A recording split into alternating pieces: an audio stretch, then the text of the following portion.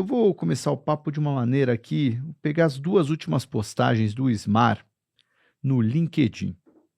Quem não conhece o LinkedIn do Ismar, vale a pena lá acompanhar, que ele escreve sobre vários assuntos, vários temas, e teve uma postagem que você fez, o Ascensão e Queda da China. Eu não vou ler inteiro aqui, mas basicamente você fala, a China não vai dominar o mundo, mas não colapsará como a União Soviética. Como isso afetará a geopolítica e a geoeconomia mundial e o Brasil.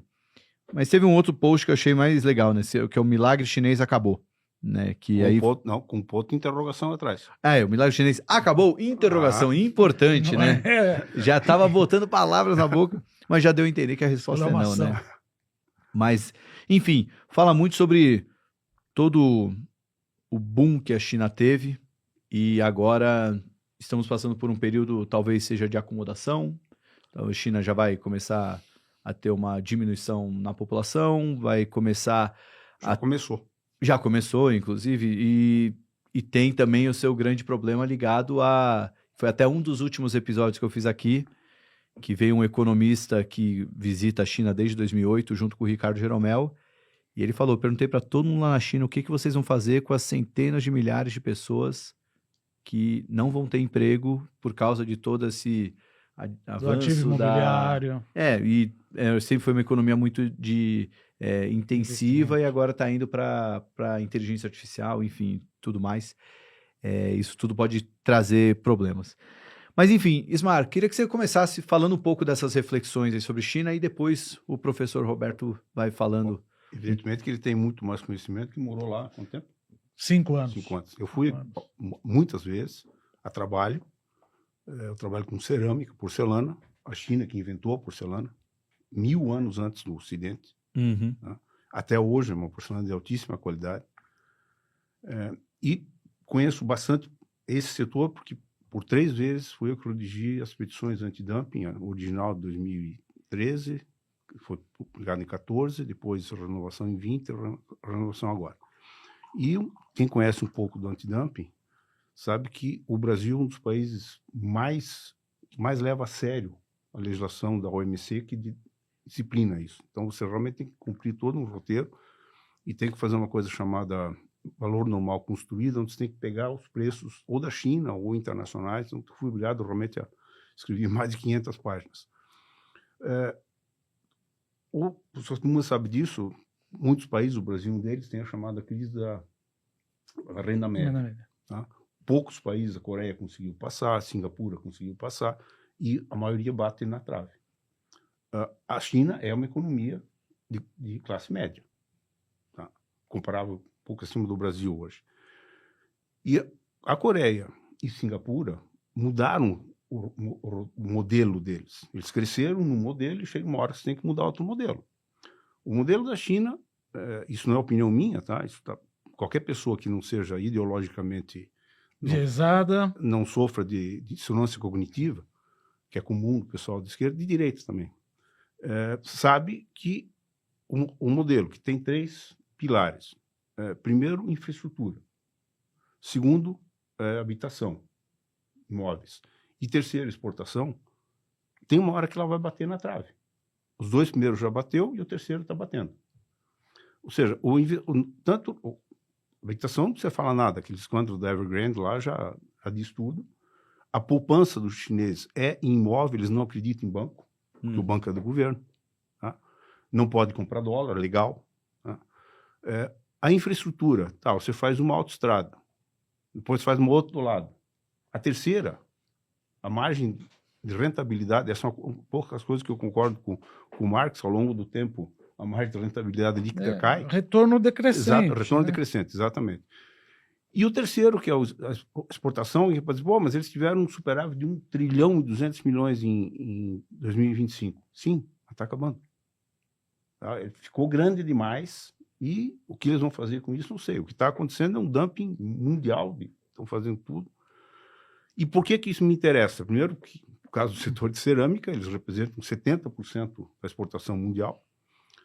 E os preços nos últimos 4, 5 anos caem assim, tipo 10, 15% ao ano. Bom, petróleo, que é um dos grandes componentes, subiu de preço. Mão de obra, que é o maior componente, lá também subiu, e subiu bastante. Tá? Como é que estão fazendo esse preço?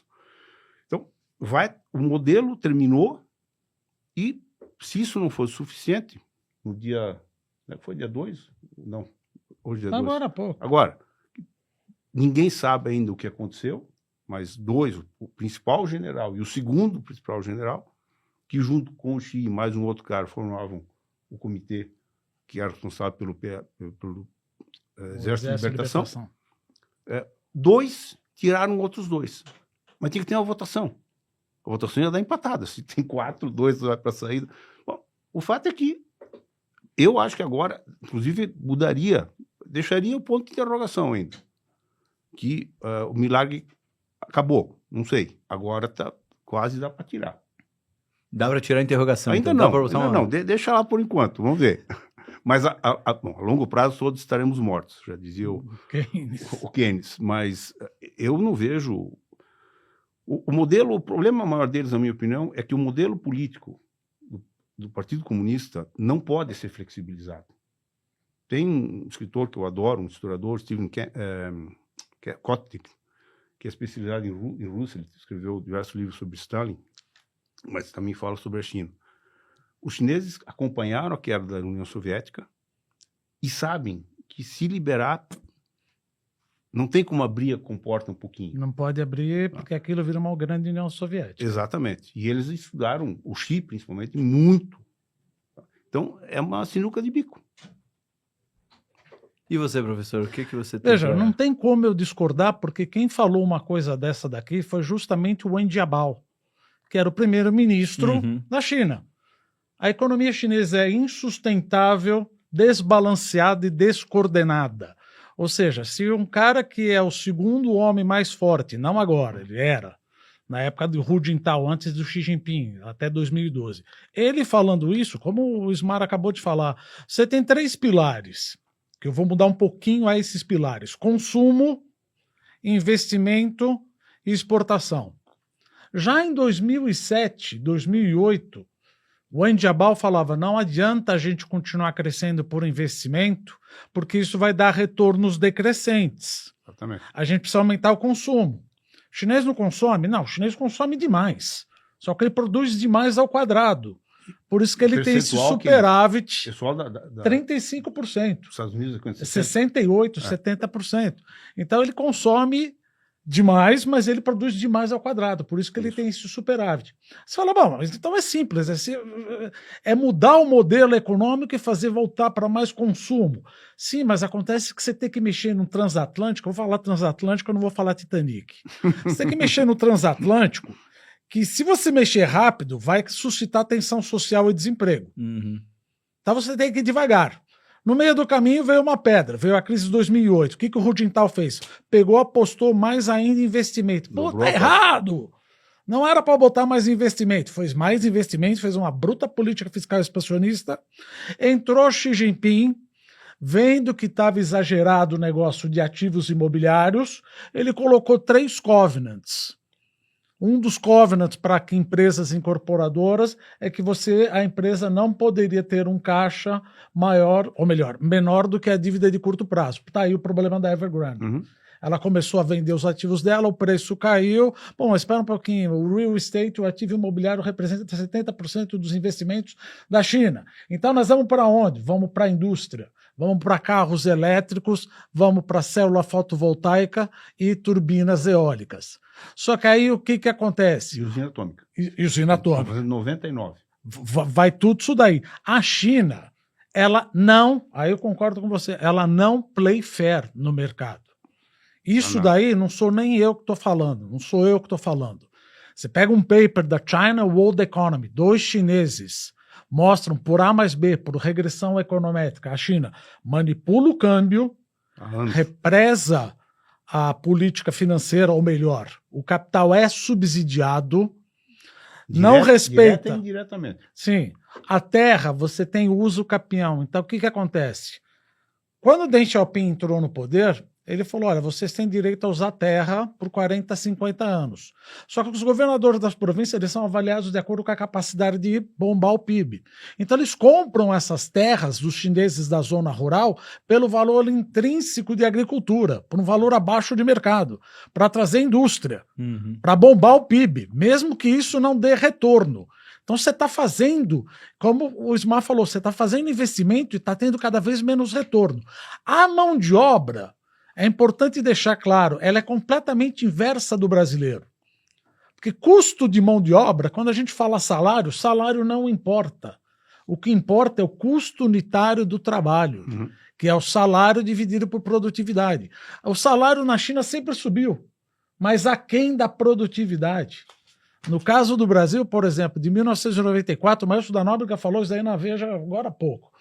O salário mínimo subiu 180% em termos reais desde 1994. É óbvio que a produtividade do trabalhador brasileiro não melhorou 180%.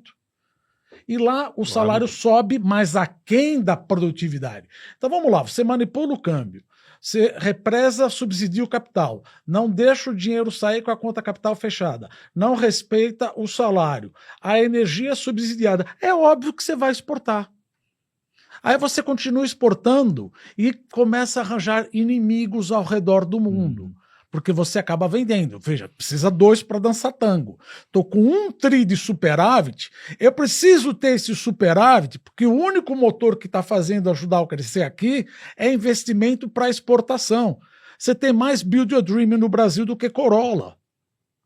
Então o cara está entrando numa guerra de preços enorme. E essa guerra de preços está fazendo empresas zumbis. Vai quebrar? Aí que é o problema? Não.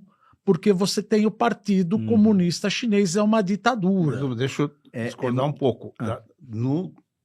A lógica é essa. O Sérgio Advid veio aqui e falou sobre isso. Sérgio, hoje tem 104, na verdade tinha muito mais.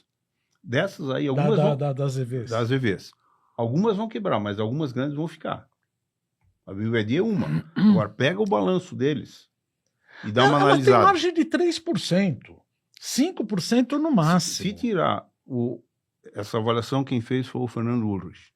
Se você pegar o prazo de pagamento de fornecedores, que dos concorrentes é de 60 dias, 45, o deles chega a ser mais de 1 ano. Se você pegar esse capital e tirar do balanço, não é 3%, é negativo. A geração de caixa é negativa. Sabe qual é o problema aí? Se eu quebrar, isso trouxer desemprego, vai trazer tensão social. Claro. Então os bancos vão ter que emprestar dinheiro a fundo perdido. Todo banco são estatais. Exato.